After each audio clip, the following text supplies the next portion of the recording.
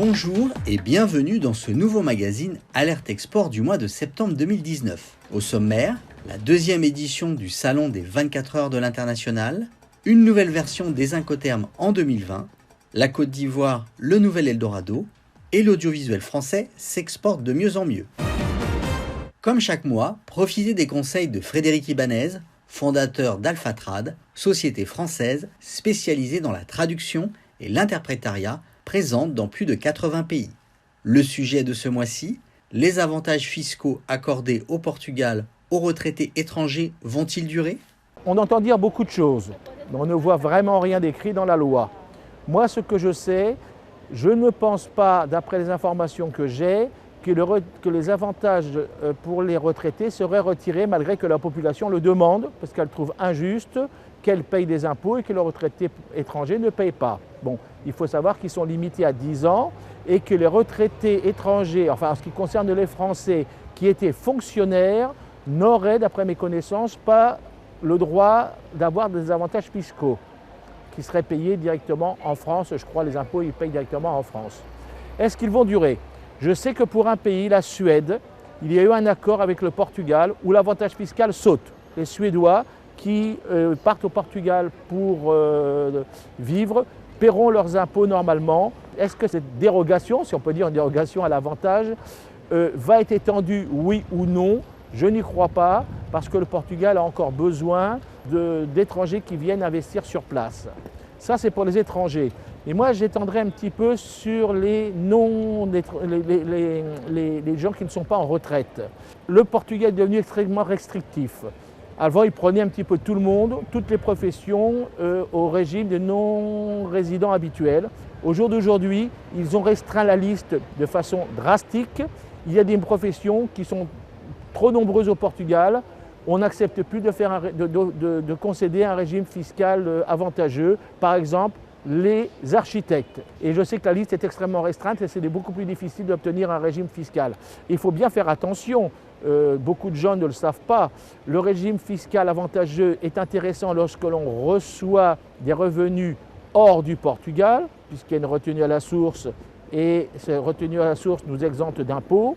Mais beaucoup de gens n'ont des revenus que du Portugal. Ils sont taxés à 20%. Alors si ce sont des petits salaires dont l'impôt serait inférieur à 20%, on n'a aucun intérêt à demander un régime fiscal de non-résidents habituels. Mais au jour d'aujourd'hui, il n'y a pas de visibilité sur le fait que ça va disparaître, ça va être modifié, ça va être amélioré, on n'en sait rien. Votre entreprise est déjà internationalisée ou en passe de le devenir ? Venez gratuitement rencontrer les 100 experts et intervenants qui se retrouveront les 20 et 21 novembre au sein du Palais de la Porte Dorée à Paris dans le 12e lors du Salon des 24 heures de l'international pour la deuxième édition. Au programme, 65 conférences, des destinations à l'honneur comme la Martinique, le Japon, le Brésil, la Chine, les USA, le Portugal. Des solutions proposées par des experts comptables, des avocats, des banquiers, des coachs pour finaliser votre projet et faire les bons choix pour monter votre société à l'étranger, la financer, mais aussi pour recruter, animer, former et gérer les collaborateurs déjà expatriés ou en passe de le devenir. Bref, l'événement de vos solutions à l'international. Pour vous inscrire et consulter le programme, 24h-international.com. Pour joindre les organisateurs, 01 75 43 60 10 ou salon@24h-international.com.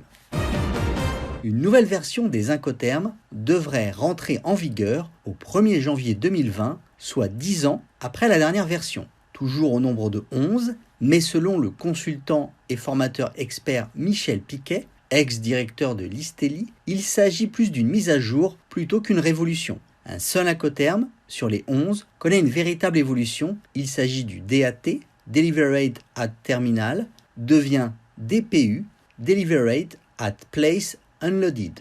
Pour en savoir plus, nous vous engageons à lire cette interview sur le site l'antenne.com.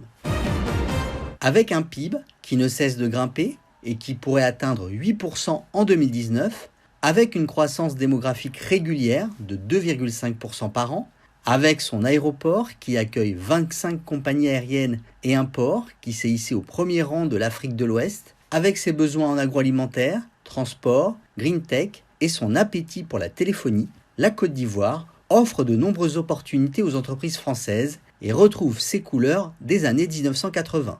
Qualifiée d'Eldorado dans un article d'Ouest France, elle va faire les yeux doux aux entreprises ligériennes et sera présente à l'International Week du 30 septembre au 4 octobre dans les Pays de Loire, de Laval à La Roche-sur-Yon.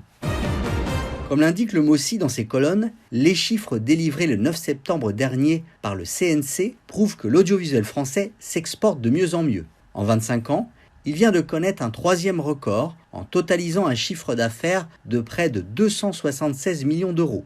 Les grandes championnes des fictions Made in France sont ainsi diffusées dans plus de 135 territoires, comme Versailles, ou dans une soixantaine de pays, à l'image de 10%.